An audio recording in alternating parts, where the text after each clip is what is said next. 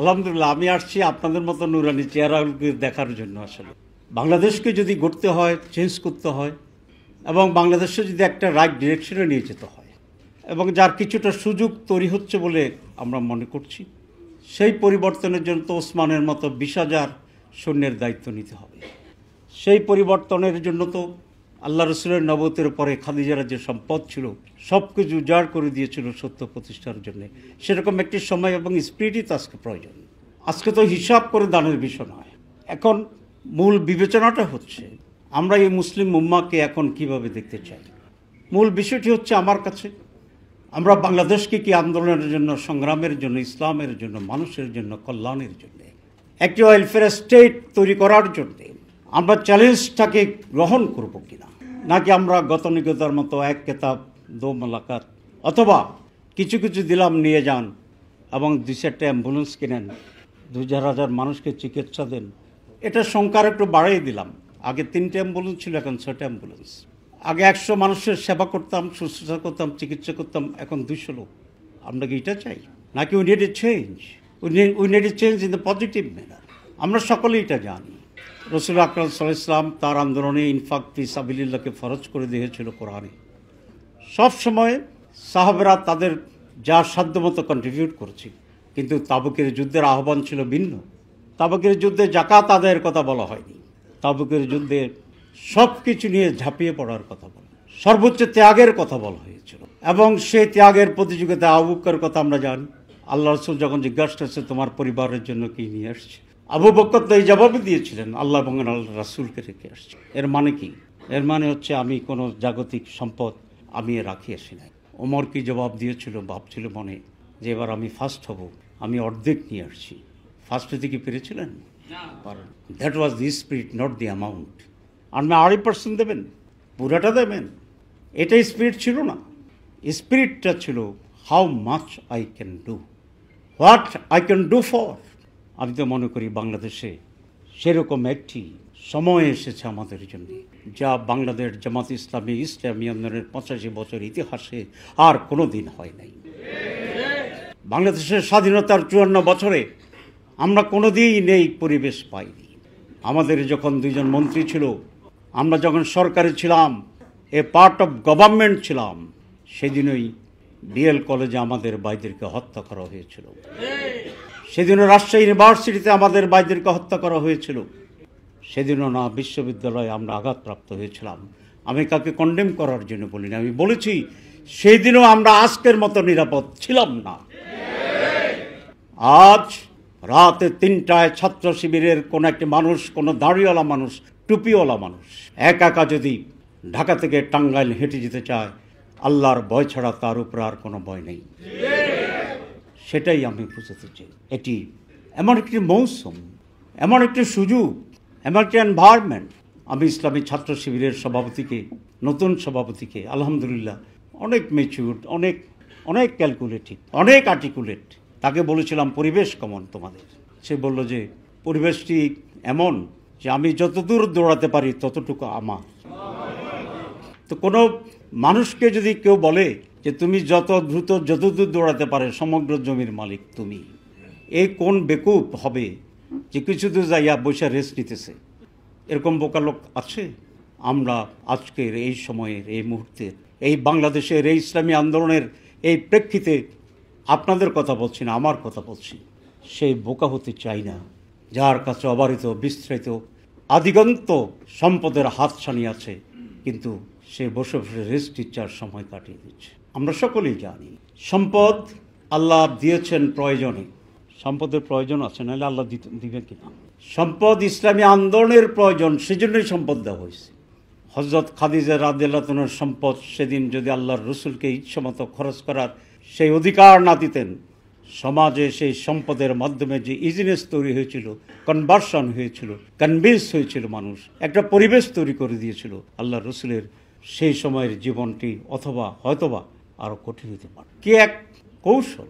উচ্চবংশীয় নিঃস্ব এতিমের সাথে উচ্চ বংশীয় সবচেয়ে ধনী মহিলার বিয়ে আত্মীয়তা তৈরি হয়ে গেল, দুটি মিলে এক নতুন এনভায়রনমেন্ট তৈরি হয়ে গিয়েছিল। This is important. আজকে আপনারা তো এই আন্দোলনের সাথেই সম্পৃক্ত। আন্দোলন বলতে আমি জামাত ইসলামী বুঝাই না, আন্দোলন বলতে আমি নেজামে ইসলামীকে বুঝাই না, আন্দোলন বলতে আমি হেফাজতে ইসলামকে বুঝাই না, আন্দোলন বলতে আমরা আল্লাহর দ্বীনের এবং বিধানকে বুঝাই। এখানে আমরা যারা আছি তারা তো সেই বিধানেরই ছাত্র, কি বলেন? সেই ঘরেরই তো আমরা বাসিন্দা, সে একই লক্ষ্যের স্থিরকৃত সিদ্ধান্তকারী মানুষই তো আমরা সেই জাত, সেই জাতি, দি নেশন, দি উম্মাহ। This is a Bangladesh version of the whole উম্মেটিক কনসেপ্ট অফ ইসলাম। সুতরাং জাকাত, আমি মাদানী সাহেবকে জিজ্ঞাসা করেছিলাম, ওনারা তো ইসলামের উপরে পণ্ডিত মানুষ, যে আল্লাহ রসুলের সময়, আবু বকরের সময়, ওমরের সময় যখন মানুষ বুঝছে ইসলাম, যখন মানুষ বুঝছে জাকাত, তারা কি স্বেচ্ছায় দিয়ে যেত নাকি এরকম মিটিং করে করে উদ্বুদ্ধ করতো? মাঝে মধ্যে হয়েছে কেউ দিতে চায়নি। আবু বকর আপনারা জানেন তিনি কি বলেছিলেন, যে শুধু একটা উটের রশিও যদি না আটতায়, উঠত দূরের কথা, তার বিরুদ্ধে জিহাদ। কারণ ইটস এ কম্পালসারি। আজকে মিটার ভিত্তিক যে বিদ্যুৎ, পেইড মিটার, যেটা প্রিপেইডের কথা আমি বলছি, শেষ হওয়ার আগেই তো আমরা গিয়ে পৌঁছে দিয়ে আসি, কারণ নাহলে তো অন্ধকার হয়ে যাবে। আল্লাহর সিস্টেম যদি এটা হইতো যে প্রিপেইড জাকাত যে দিবি না, তার অটোমেটিক 7:37 গাড়ির চাক্কা বন্ধ হইয়া গেছে, হইতে পারতো না। এখনো পারবে না? পারবে। তাহলে আল্লাহকে তো এটাই বললে ভালো হইতো যে আল্লাহ জাকাত সিস্টেমকে আপনি প্রিপেইড করে ফেলেন, কি বলেন? তাহলে করলো না কেন? আল্লাহ মানুষকে পরীক্ষা করতে চায়, কাকে জান্নাত দেবে, কাকে জাহান্নাম দেবে। Otherwise everything was possible on Allah সুবহানাহু ওয়া তাআলা। আমাদের সেই কনসেপ্টে যেতে হবে। আমি কি করবো, দিস মাই ডিসিশন। আপনি কি করবেন, দিস ইজ ইউ ডিসিশন। কিন্তু এই কথাটি সত্য নয়। সত্য হচ্ছে আমাদেরকে মানতে হবে যেটা আল্লাহর ডিসিশন। তা আল্লাহর ডিসিশন মানলে তার কোনো ঝামেলা নাই। জাকাত তো আপনাকে দিতে হবে। আপনি বুলবুলকে দিবেন না, সেলিমকে দেন, সেলিমকে দেবেন না, আব্দুর রহমানকে দেন, আব্দুর রহমানকে দিবেন না, আব্দুল সামাদকে দেন। দিতে তো হবে, কি বলেন? না দিলে চলবে? দিতে তো হবেই। সেখানে তারা তো সহজ করে দিয়েছে যে আপনাদেরকে বসে বলতেছে, ঠিক আছে আমাদেরকে দেন, আমরা আপনাদের ফরজের কাজটা আদায়ের সাহায্য করি। অনেকেই যখন আমরা ইয়ানতের কথা বলি তো মাঝে মধ্যে একটু হেসিটেট করে। তা বলো যে দেখো, ইয়ানত তো তোমার দিতে হবে, ইনফাক ফি সাবিলিল্লাহ, এটা তো ফরজ। তো জামাত ইসলামী তো তোমাকে এই সুবিধা করে দিয়েছে যে তোমার ইনফাক ফি সাবিলিল্লাহ জমা দেওয়ার একটা ব্যবস্থা করে দিয়েছে। নাহলে তো সারা বাংলাদেশ খুঁজে খুঁজে বেড়াইতে হইতো যে আমি ইনফাক ফি সাবিলিল্লাহটা কোন জায়গায় দেবো। এই কাজটা তো সহজ হেল্প করে দিছে আমাদের, যেহেতু আমাকে দিতেই হবে। আর যদি এটা বিতর্কের প্রশ্ন আসে যে দিতে হবে কি হবে না, তাহলে আসুন আমরা আলোচনা করি। Jamaat Islam is that organization which helps us to discharge our responsibility. It's a helping hand. It's a helping organization. It's a motivational organization. যে আমাকে বলছে আপনার কাজটা করুন, আমাকে বলছে খাও, তোমার ভাত খাও, বাচ্চাদের বলি না আমরা। আমি মনে করি this the time for Bangladesh, যে এই সময়টাকে আমরা সব কিছু দিয়ে আমরা আমাদের আওতায় দেশকে এনে ব্লক করে দেব, যাতে আর কোনো অপশক্তি, নৈরাজ্য এখানে করতে না হবে। আপনারা জানেন যে ইতিহাসের সভ্যতার ঘূর্ণায়মান, সাইকেলের চাকার মতো উঠে নামে। এবং পৃথিবীর সভ্যতা শুরু হয়েছে একটা সভ্য মানুষকে দিয়ে। পৃথিবীর প্রথম মানুষ সভ্য ছিলেন, অভিজাত ছিলেন, জ্ঞানী ছিলেন, সাহসী ছিলেন, আলোকিত ছিলেন। আমরা গুহায় বাস করি নাই। আপনারা পড়ছেন কিনে জানেন না, আমরা ইতিহাস পড়তাম প্রস্তর যুগ মানে হচ্ছে ল্যাংটা সময়, মানুষ পাথর দিয়ে গুহার ভিতরে থাকতো, জঙ্গলে থাকতো, লতা পাতা দিয়ে লজ্জা টাকার ব্যবস্থা করতো। এরকম মানব সভ্যতার একটা ইতিহাস আছে না? একেবারে মিথ্যা ইতিহাস। কারণ আমরা তো জানি যে প্রথম মানুষই সভ্য, প্রথম মানুষই জ্ঞানী, প্রথম মানুষই রুচিশীল, প্রথম মানুষই আলোকিত। তাহলে জঙ্গলে গেলাম কখন? আমরা জানি না যে মানুষ বানর থেকে, এরা মানুষকে বানরের জাতি বানাতে চায়, ঠিক কিনা? আমরা তো সভ্য মানুষ, যারা ইতিহাসকে মানুষকে বানরের জাতি রূপান্তরিত করতে চায়, যারা মানুষকে অন্যায়ভাবে ইতিহাস বিকৃতি করে জঙ্গলে পাঠিয়ে দিয়েছিল, তাদের বিপরীতে আল্লাহ রাব্বুল আলামিন বলে দিয়েছেন, কুনতুম খায়রা উম্মাতিন উখরিজাত লিন-নাস তা'মুরুনা বিল মারুফ ওয়া তানহাউনা আনিল মুনকার ওয়া তু'মিনুনা বিল্লাহ। কুনতুম খায়রা উম্মাহ, তোমরা সর্বোত্তম জাতি। You are the greatest nation, highest nation, noblest nation, civilized nation, the best nation of the creation. Allah certificate দিয়েছে আমরা সভ্য জাতি, উন্নত জাতি, ভালো জাতি। আর কারো সার্টিফিকেট দরকার আছে? লেনিনের, মাও সেতুংয়ের, বানরের? আমরা তো সেই মানুষের এখানে বসে আছি। সভ্যতা ঘুরে, আমি যেটা বলেছি তার প্রমাণ 1 লক্ষ কিংবা 2 লক্ষ আম্বেকার। যদি প্রথম সভ্য নবী যে সভ্যতা ছড়িয়ে দিয়েছিল এটা যদি স্থায়ী হয়ে যেত, তাহলে আর কোনো নবী আসার প্রয়োজন হতো না। এক নবী তো সব ঠিক করে গেছে, তারপর নবী কেন?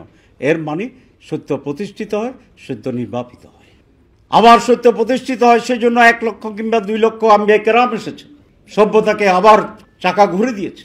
আর আমাদের নবী ছিল সবচেয়ে শ্রেষ্ঠ এবং সর্বোত্তম নবী এবং শেষ নবী। সেই জন্য আমাদের দায়িত্ব এসে গেছে, নাহলে আমরা অপেক্ষা করতাম আরও ইতিমধ্যে 100 নবী এসে যেত। আমরা শুধু নবীর হাত ধরে বায়াত গ্রহণ করলে আমরা বেঁচে যেতাম, কিন্তু নবী কি আর আসবে?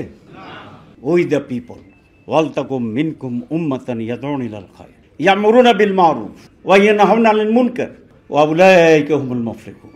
নবী এবং রাসূলের বর্তমানে একটি দল থাকতে হবে, যে দল মানুষকে সত্যের দিকে আহ্বান জানাবে, মিথ্যা থেকে বিরত রাখবে, তারাই সফল কাম।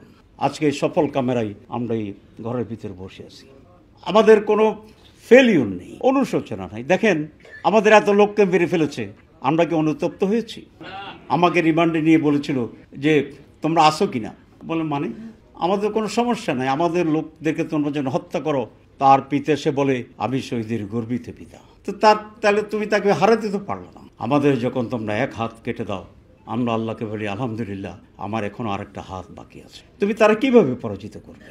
আমাদের শরীর থেকে যখন রক্ত প্রবাহ বের হতে তাকে দেখি, তখন আমি বলি আমার শরীরে আরো 5 লিটার রক্ত এখনো বাকি আছে।